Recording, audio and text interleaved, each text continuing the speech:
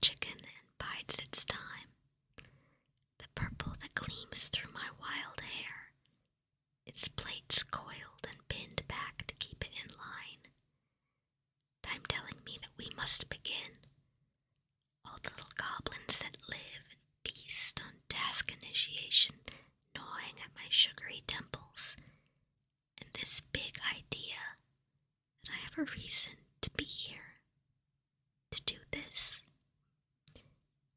Even if I can only believe it is at the bottom of the box of pails I have yet to empty, no matter how many I toss to the winds. I cannot promise anything so much as a tingle, though we do try. I just know that my heart is telling me that when I'm quiet or fragile or just tired and seeking comfort, a voice that doesn't dare, and yet says the hard, kind truth is a balm, is a gift that my mind will unwrap, peel away the tissue paper as much as it takes to retrieve and clutch like a stuffed giraffe to its belly. A precious gift. So by all the laws I know, all the magic and witchcraft and psychology and hope I have, I think there are other people out there, people who I'm certain could be helped by hearing what I need to hear. That tenderness is not only a treasure to me, but maybe a few special others could also feel the benefit of the hard, kind truths. And knowing that I could be of service to anyone will drive me forward when I could never lay supine for so long, feeding these grapes of kindness to myself, believing in the truth of beautiful things. All of which it is to say, thank you for being.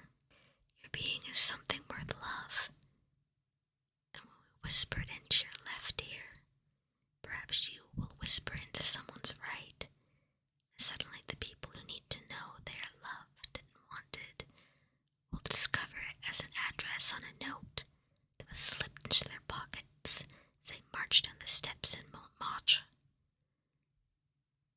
Let's start somewhere. Let's start with your face. You are quite lovely, you know that. No matter your age, the length of time your grape has grown upon the grapevine, ripening and sweetening and swelling with life, you have this miraculous thing you do, where you let yourself be vulnerable to the world. You smile.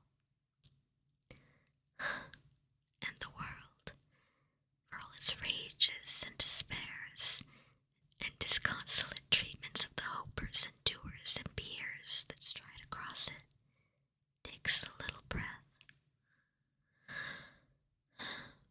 and remembers itself as a place where lovers call out desperately across airports, where children are kissed on their corn-silked heads, where no loneliness cannot be requited, if only we just let our guard down for a moment and trust in our own irrepressible pulchritude, our beauty.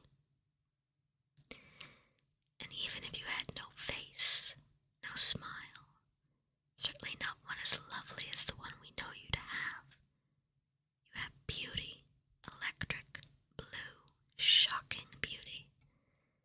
Your presence, the kind things you do, washing those dishes when nobody demanded it, tipping like a decent human being, bringing the grieving woman the paper she dropped, angling your head, just so, with your hair splayed out behind you, looking up toward the heavens, exhausted and unsure, and yet your mind is on the koi in the pond you strode by this morning, and you soften to give a moment of your one and only life to the color of that fish, so vibrant as the sun struck it through the water. Honestly, darling, your life has has within it a beauty that would knock gates over with a feather. Imagine owning this power, my darling one. Imagine believing that you, beyond a thing you do, or a tincture, unguent you paste on your flesh, have a beauty that could draw anyone you desire to you and keep them rapidly at your side. You might as well, because within your arsenal you have just such a power. It is no manipulation, and it is no set of emotional manacles to lift us brilliantly, freely, with kindness and joy at small things, and see just who is caught in the net of such energy. This field of radiant possibility, of willingness, of unreduced delight, all knotted together by these other truths.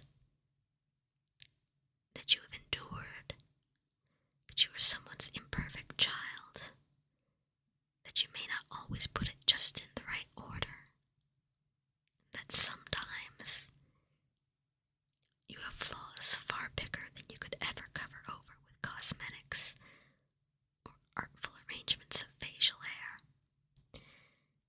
Imagine knowing yourself and your shadows and still seeing it, sidelong, looking back at you through the cracked mirror, steadfast, undeniable, convulsive beauty. It is body, it is a dancing mind, it is spirit that reaches through you to connect and raise up others. Oh, have you heard yourself laugh? Laughing deeply without giving a damn who hears you. That sweet smell on your skin after working out in your yard when you've become suffused with lilac. You were glorious. The light that holds Coy's golden scales in a pond in your eye when you're truly curious, or when you see the next, even funnier joke that links up and explodes this one like fireworks, holding someone's hand when they're afraid, making them remember that they can handle anything, get through anything, and they'll believe you because they know your story, and they know that you won't leave their side. That's the sort of magnetism that shifts the poles on the earth. Mona Lisa's got nothing on that. On you. It's a lot, of course, to be told the truth. It's much easier to take out the wiffle bat and have a go at yourself again for some other metric, some other standard. But just who owns that measuring stick? And why should we want so badly to please them? Not when your adoring crowd out here sees you just as you are. And we don't want you to change a hair on your head. So stay here in the beautiful country for a while. We have good drinks, and we've missed your company. If you like this, you can tell me about it in the comments below.